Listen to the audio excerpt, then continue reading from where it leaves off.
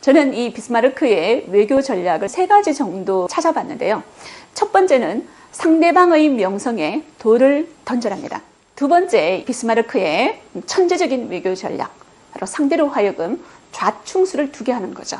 마지막 세 번째, 비스마르크의 천재적인 외교 전략, 상대를 고립시켜서 나에게 유리한 판을 짜라.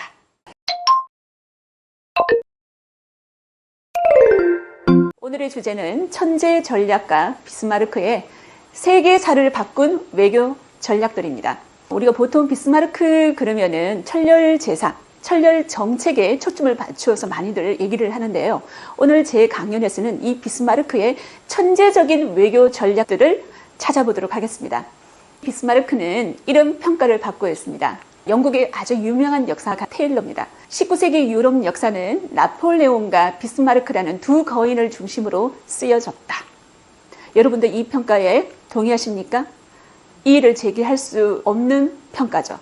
저도 그렇게 생각합니다. 19세기 유럽 역사의 중심에는 비스마르크가 있었다는 거죠. 이 대단한 비스마르크, 그의 성장 과정은 너무나 놀랍습니다. 비스마르크의 성장 과정을 따라가 보도록 하겠습니다. 어린 시절의 모습입니다. 비스마르크의 전체 풀네임이 도대체 몇 자인지 살펴보겠습니다. 오토 에두아르트 레오폴트 폰 비스마르크 쇼엔하우젠 후작이 총 21자입니다. 그래서 우리가 보통 이 이름을 줄여서 오토 폰 비스마르크 혹은 비스마르크라고 얘기를 하죠. 비스마르크는 융커 출신입니다. 이 융커는 당시 독일 동부에 있는 봉건 토지 지주 귀족입니다. 이 융커들은 당시 독일 사회에서 18세기부터 행정 관료로 많이 진출해 있었고요. 군대의 장교로도 많은 활약을 했던 계급입니다. 오른쪽이 비스마르크 6개 국어를 할 줄 아는 언어 천재였습니다. 영어를 할 줄 알았고요. 불어, 독일어는 물론 알겠고요. 그리고 러시아어, 스페인어, 이탈리아어까지. 비스마르크는 항상 청년들한테 이렇게 말을 했습니다. 비스마르크의 명언이라고 할 수가 있죠. 청년들에게 해줄 말은 단 3마디뿐이다. 일하라. 더욱 일하라. 죽을 때까지 일하라. 이 비스마르크의 말을 듣는 청년들은 어떤 심정일까요? 이렇게 성실함을 종용했던 비스마르크. 본인은 그렇지 않았다는 거죠. 그의 별명은 망나니였습니다. 여러분, 기독교의 10계명 있지 않습니까? 그 10계명 중 어느 하나도 지키지 않았던 인물이 비스마르크였습니다. 그러면 비스마르크의 망나니 청년 시절을 한번 따라가 보도록 하겠습니다. 대학에서 비스마르크는 법학을 전공했습니다. 우리가 보통 법학을 전공했다 그러면 어떤 이미지가 있습니까? 굉장히 도덕적이고 굉장히 규범적으로 살았을 거라고 생각하지 않습니까?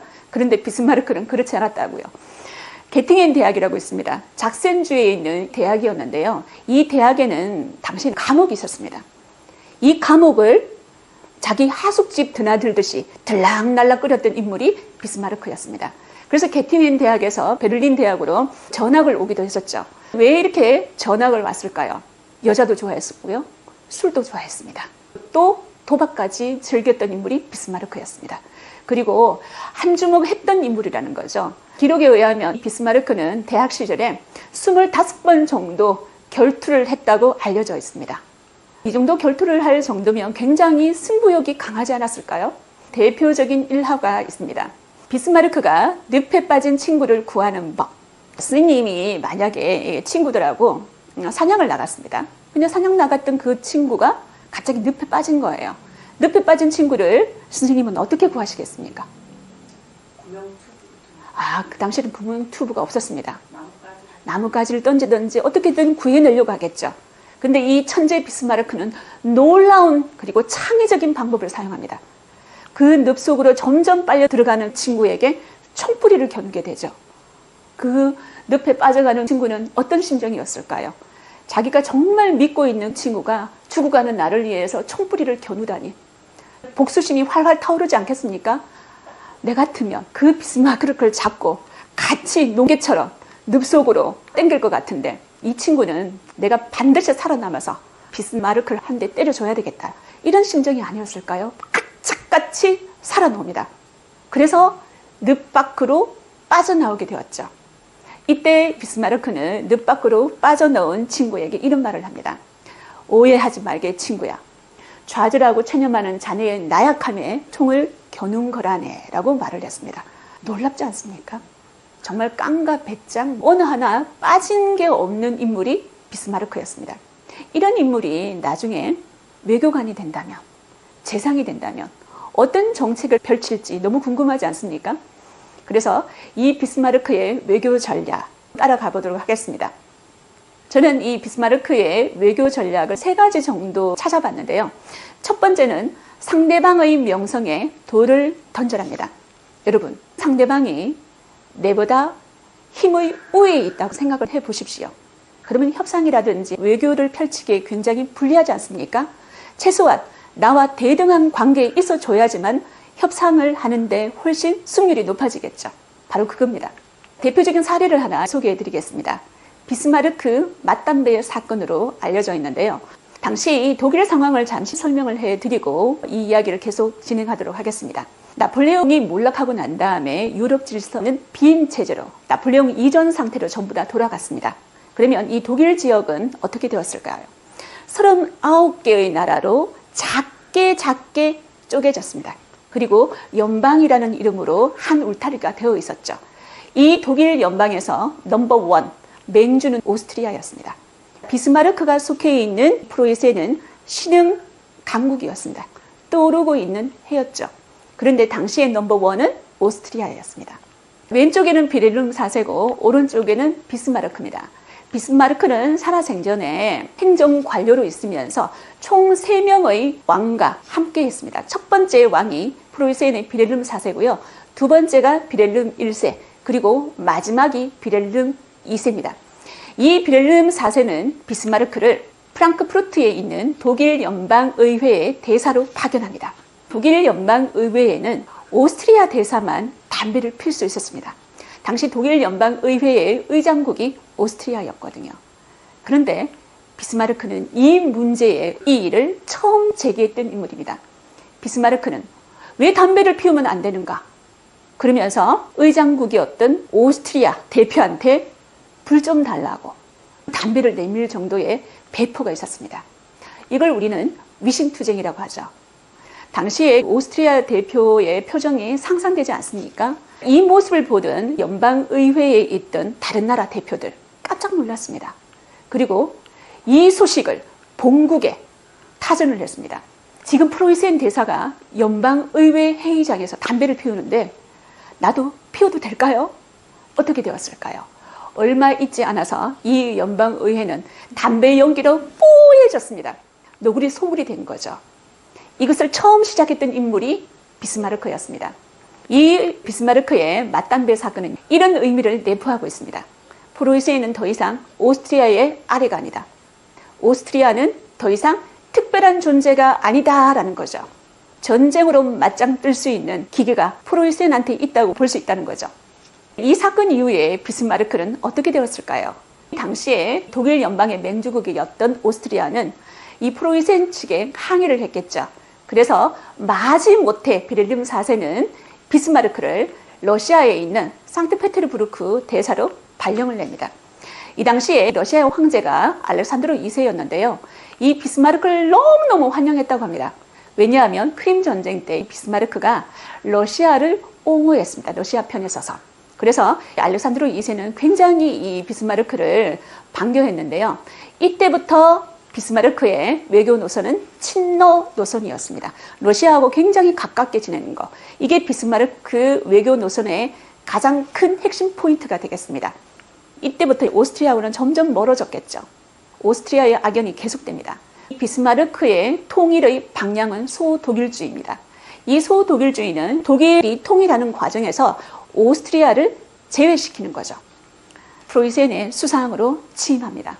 그의 나이가 47살 때였습니다. 당시에 비렐름 1세였거든요. 비렐름 1세하고 이 비스마르크의 대내 정책과 대외 노선이 굉장히 닮아 있는데요. 특히 대내 정책은 부국 강병을 위해서는 반드시 군비 확충이 필요하다라는 뜻을 같이 하고 있었습니다. 군비를 확충하기 위해서는 뭐가 필요합니까? 돈이 필요하겠죠. 그러니까 돈이 필요하면 국민들한테 세금을 거두어야 됩니다. 세금을 거두을 때 누구의 동의를 얻어야 되죠? 그렇습니다. 의회의 동의를 얻어야 됩니다. 그런데 당시 의회의 의원들은 호락호락하지 않았습니다. 동의를 잘 해주지 않았죠. 그 의원들 앞에서 비스마르크는 그 유명한 연설을 이렇게 합니다. 지금의 문제는 언론이나 다수결이 아니라 오로지 철과 피에 의해서만 해결될 수 있다. 철, 군대입니다. 피, 군인들의 희생이죠. 그래서 이때부터 비스마르크는 철렬제상이라는 자랑스러운 닉네임을 달게 되었습니다. 철렬제상이 된 순간부터 베를린 1세와 손잡고 이 프로이센의 군비 확충에 박차를 가하게 되는데요. 이렇게 군비를 확충하다 보면 당연히 오스트리아하고 충돌하겠죠. 독일 연방의 넘버원은 아직까지 오스트리아였기 때문이죠. 그래서 독일 연방 내의 주도권 쟁탈전, 그리고 오스트리아를 넣을 것인가 넣지 말 것인가, 이런 통일 방향의 차이점 때문에 프로이센과 오스트리아가 맞붙어서 전쟁을 벌이게 되죠. 프로이센 오스트리아 전쟁이 1866년에 일어났습니다. 이 전쟁은 7주 전쟁으로 불리우는데요. 전쟁 기간이 7주 정도밖에 되지 않습니다. 굉장히 짧았다는 거죠. 이 짧은 기간에 독일 연방의 맹주였던 오스트리아를 무너뜨렸다는 말은 비스마르크의 철렬 정책이 먹히고 있었다는 거죠. 그런데 또 이유가 있습니다.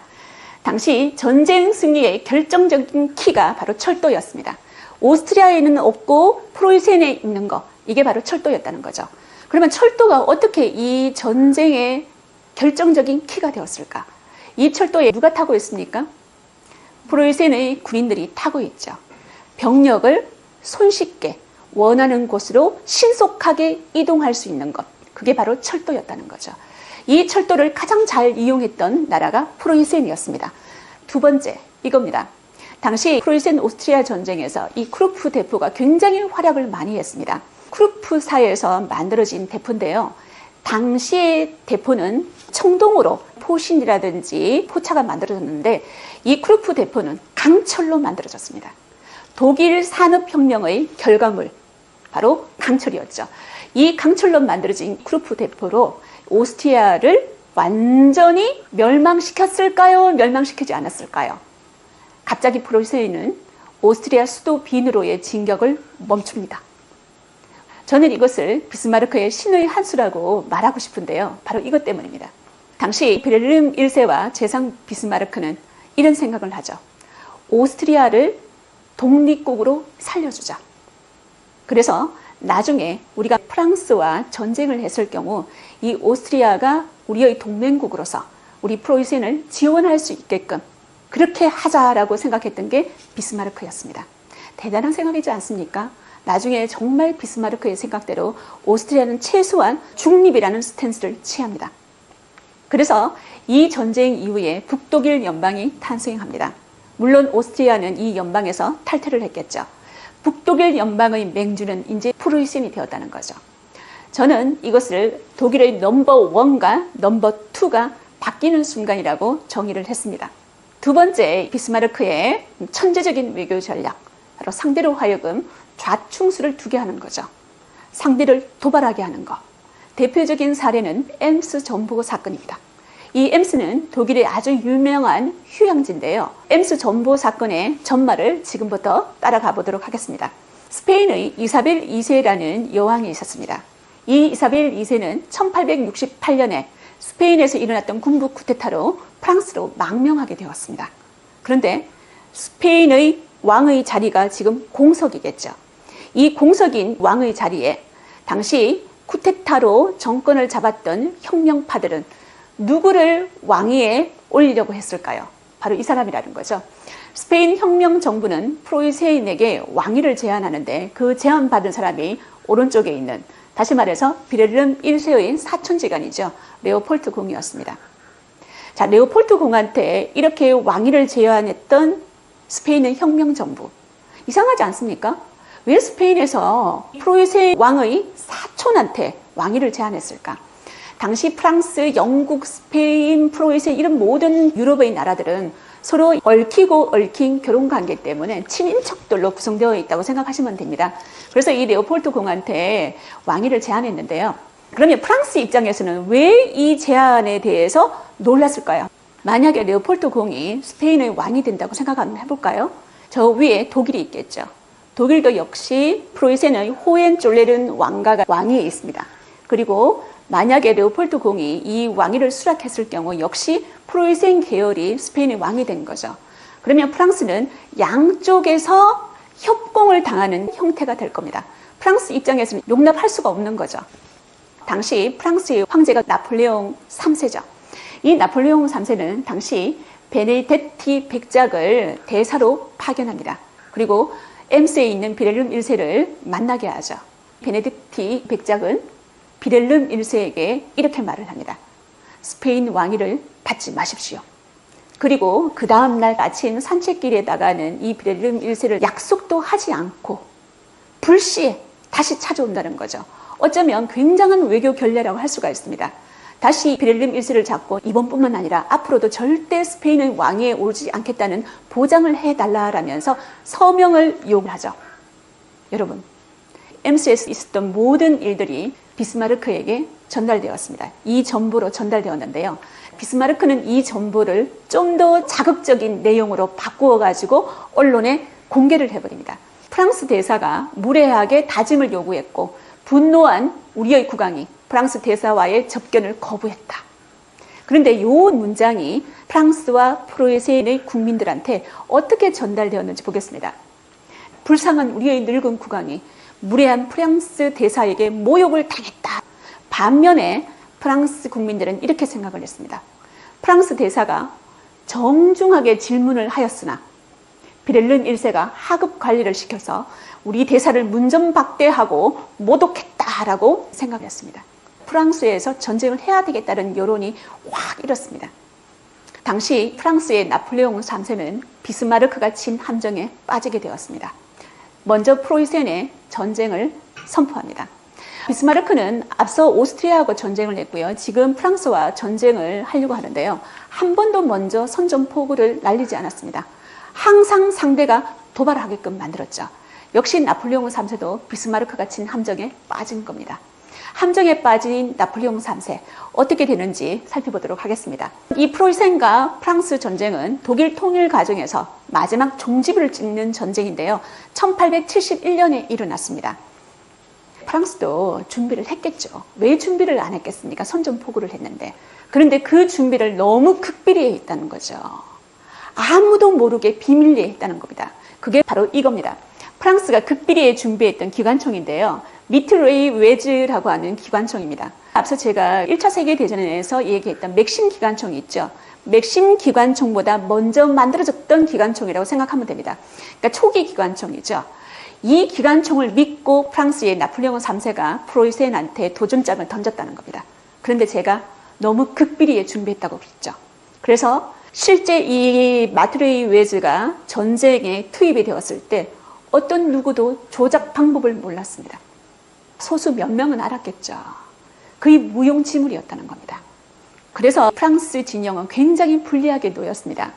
나폴레옹 3세는 수당 전투에도 참전하게 되었는데요. 결국 생포됩니다. 여러분들은 지금 포로로 나오는 나폴레옹 3세를 맞이하러 나오는 비스마르크를 보고 있습니다. 당시 이 나폴레옹 3세는 수당 전투에서 그와 함께했던 10만 명의 프랑스 병사와 함께 포로로 비스마르크한테 투항을 했습니다. 얼마나 비참했을까요? 나폴레옹 3세와 비스마르크죠. 포로로 잡혀있던 나폴레옹 3세의 모습입니다. 이 둘 사이에 어떤 얘기가 오고 갔을까요? 당시 이 프랑스와 프로이센 국민들 간의 감정을 잘 보여주는 하나의 독일어 문장이 있어서 여러분한테 소개해 드리겠습니다. 독일에 가면은 이런 수고가 있다고 해요.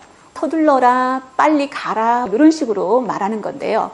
Am nach Kassel입니다. Am nach Kassel. 카셀로 빨리 꺼져라 라는 뜻입니다. 너 꺼져 할 때 독일에서는 Am nach Kassel이라고 얘기를 합니다.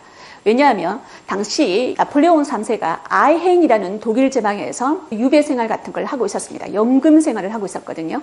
다음 유배지가 바로 카셀이었습니다.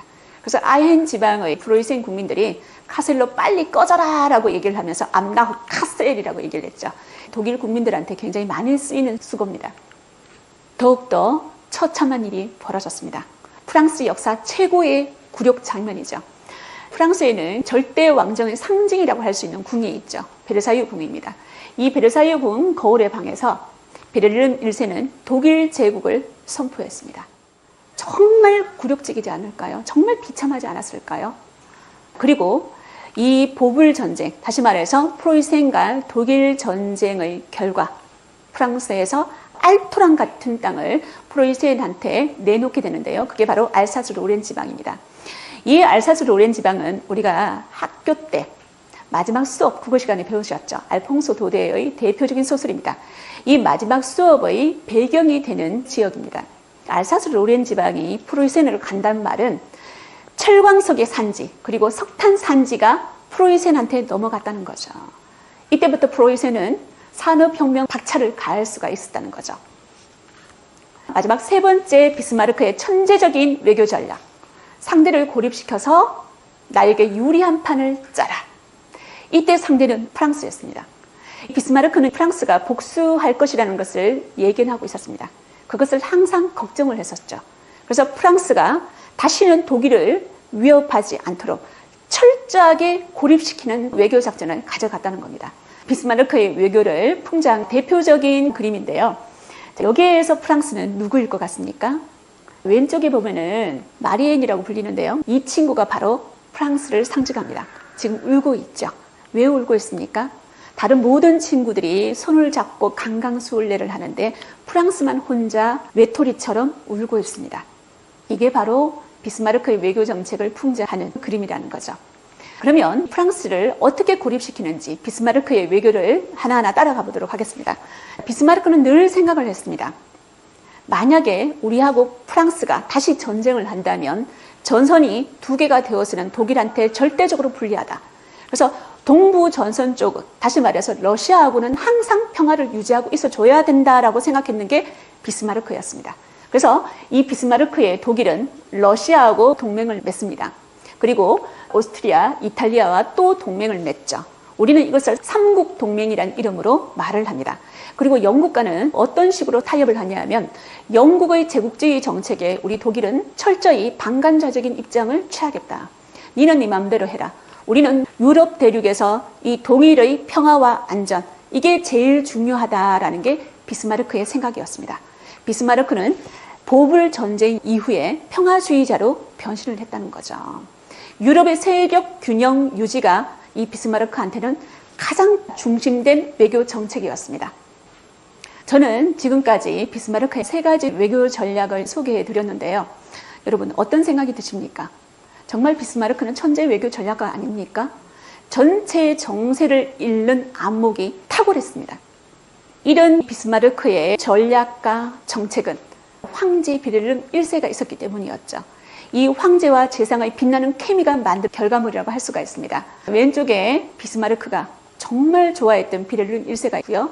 이 비스마르크를 죽을 때까지 지원했고 옹호했던 황제 비렐름 1세가 있습니다. 비렐름 1세는 늘 이런 말을 했다고 합니다. 푸념처럼. 비스마르크 밑에서 황제 노릇하기가 정말 쉽지 않군.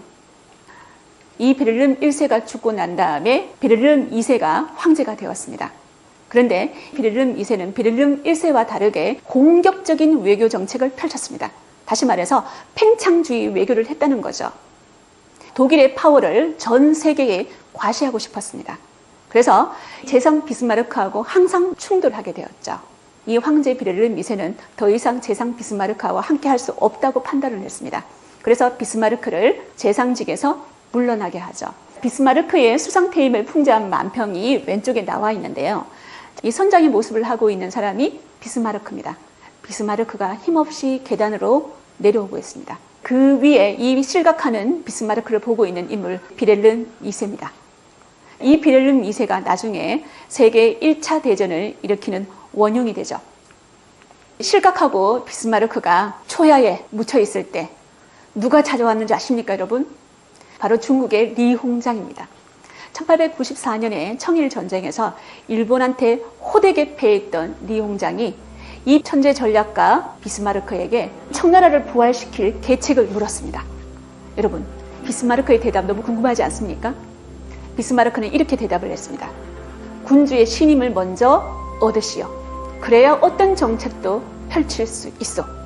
당시 비스마르크의 심정을 이 말 한마디가 대변한다고 해도 과언이 아니죠. 비스마르크, 그도 죽음 앞에서는 어쩔 수가 없었습니다. 비스마르크는 죽음을 앞두고 이런 유언을 남겼습니다. 나의 비석에 황제 비렐름 1세의 진정으로 충실했던 공복이라고 새겨주게라고 이야기를 하면서 그는 두 눈을 감았습니다. 지금 이 비스마르크의 죽음 장면은 당시 파파라치에 의해서 찍혔다고 알려져 있습니다. 오토 폰 비스마르크, 그는 현대 독일의 아버지라고 평가를 받고 있습니다. 그리고 또 이런 평가도 있었죠. 프리드리히 마이네케라는 독일 최고의 역사가입니다. 랑케 이후에 독일 최고의 역사가로 불리고 있는 인물인데요. 이 마이네케는 이렇게 말을 했습니다. 비스마르크 업적에는 밝은 면도 있고 어두운 면도 있다. 정신보다는 힘을 강조한 독일 제국의 문화가 독일 국민들의 가치관을 타락시켰으며 정치적인 성장을 가로막았다. 그리하여 독일 국민은 빌헬름 2세의 무책임한 행동과 나치즘의 범죄를 용인하는 지경까지 되었다라는 평가를 했습니다. 여러분들은 이 비스마르크에게 어떤 평가를 내리겠습니까? 우리는 보통 국제 외교 무대를 거대한 체스판에 비교하곤 하는데요. 이 국제 외교 무대라는 거대한 체스판에서 천렬재상 비스마르크는 최고의 플레이어였습니다. 위기 땐 승부수를 던졌고 국익을 위해서는 요수를 두었으며 평화가 필요할 땐 자충수를 두지 않았던 천재 외교 전략가가 비스마르크였습니다. 인생을 빛나게 하는 당신의 성공 전략은 무엇입니까?